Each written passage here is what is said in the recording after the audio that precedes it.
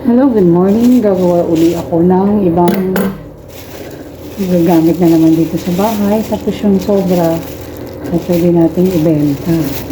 So dahil gusto natin makatipid, gagawa tayo ng sarili nating liquid detergent. Kaliyung kasi ang sabon namin. Kasi pag maglaba yung anak ko.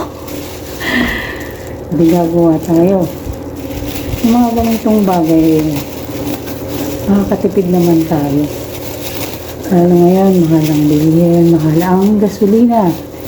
So, kailangan kong umigit ng paraan para malesen man lang yung mga ibang ginagamit dito sa bahay. Itong lahat ng ginagawa ko, malakas kaming gumamit lalo ng mga bata. So, simulan natin dito. Ito yung mga ingredients na nilalagay. Ayan. So, pagkalagay natin to, meron ako ditong 5 liters na tubig. For 22 minutes, hahaluin ito. Kailangan natin nakaganto protection kasi mano siya sa katusugan. So, ang ginamit nating tubig ay malinis. Parang mineral water siya. Tapos, kailangan ko magsuot ng gloves. Then, itong face mask protection kasi ang lahat ng ito ay chemical. Kailangan din natin mag-ingat. Nakatipid nga tayo, nagkaroon naman tayo ng problema sa baga, kaya mas mainam na sundin natin yung mga bagay na makakabuti para maiwasan natin ang mga komplikasyon sa bawat gagawin natin sa buhay.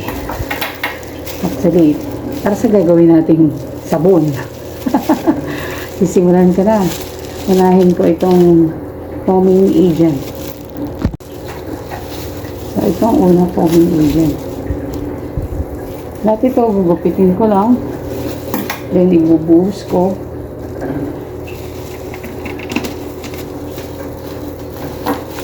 Sunod naman yung 45 bubble booster. So, lahat ng to ay may tamang sukat. Gumawa ako nito unang-una nung tagal na.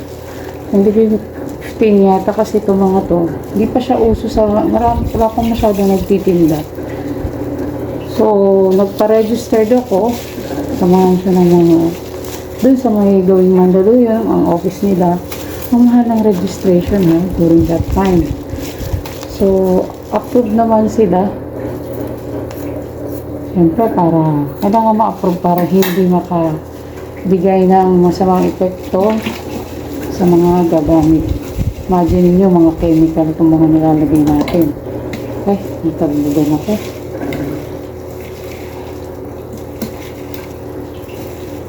Ayan, nailagay ko na siya. So, ito, minahalo pala siya after 20 minutes pa. Ayan, ito na siya.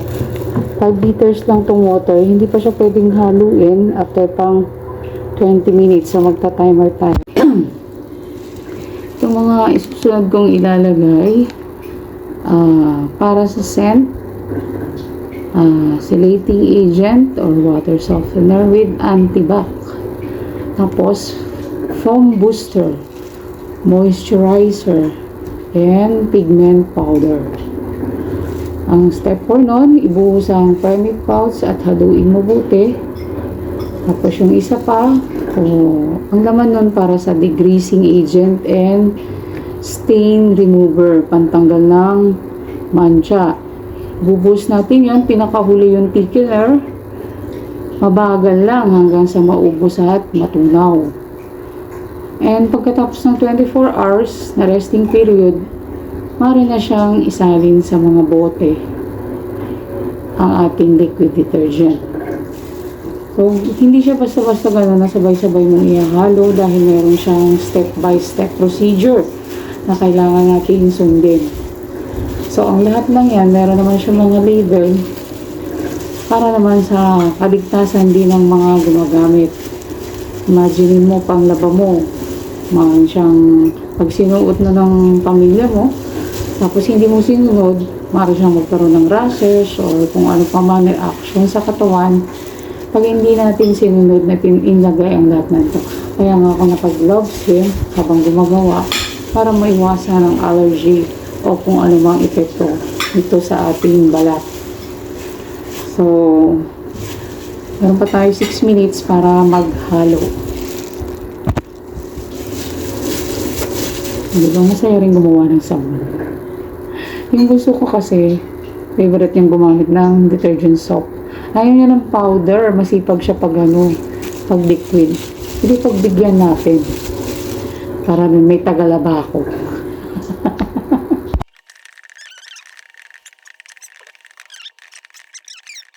Palit ako ng gloves. Babasahin. Haba ito pang hugas ng plato. Mas maganda. Fulger. Fulger ang lola nyo. Si Perma, yung asawa ni Kwan yun. Ngayon, sunod na natin ito.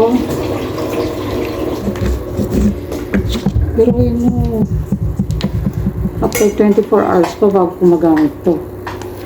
So, ibig sabihin, bukas pa ako maglalaba. Para matry itong mga ito.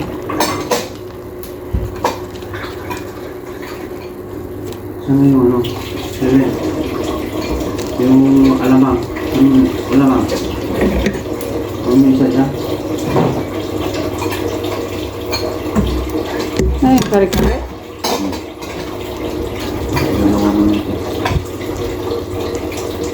Sana all. Pwedeng kumain ng bagoong at kare-kare. Ako gulay lang sa yung pwede kong kainin eh. Bawal ako. Kailangan ko sumunod. Para tumagal ang buhay ni Maria. Sun goes down and the fire will play. I'm always remember us the same. Tama ba yung lyrics ko?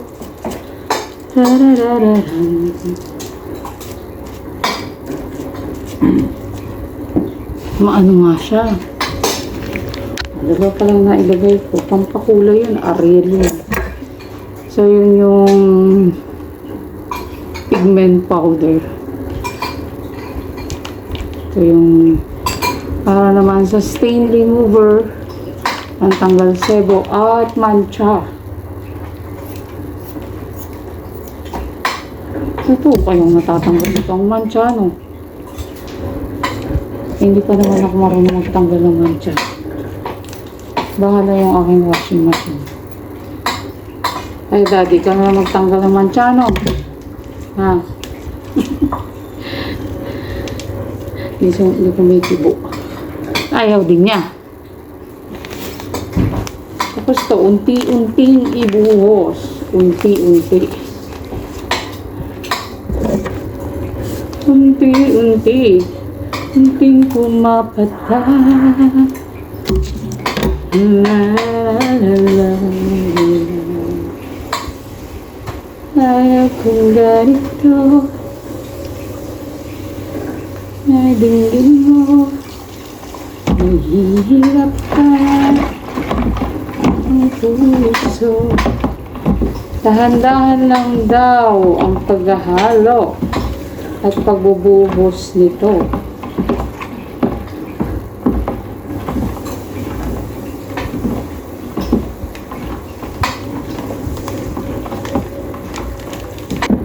Ay, ang ganda. Usually, dishwashing lang kasi ginagawa ko, hindi liquid detergent. Ngayon lang ako gumawa ng liquid detergent. Komplikado palang gawin ko.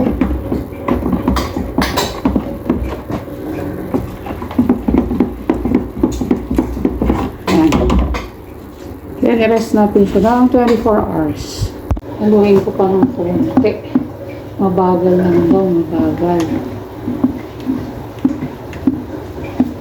Then, pag tunaw na lahat, tatakpan natin, then i-rest natin for 24 hours. Saka natin siya isasalin sa bote. Pero dahil ito ay pang sarili ko lang, dito ko siya isasali mo. Ayan. Gamit na yan. Liquid detergent. Pinaglagyan din ito ng liquid detergent. Ayan, nakalagay. Natural laundry detergent. So ito, hindi ko ito binili. Padala lang ito ng kapatid ko sa Taiwan. Sa Taiwan siya nagtatrabaho. Yung sa package, binibigyan ako nito. So ngayon, wala ng package. Ako lang gagawa. Ganyan.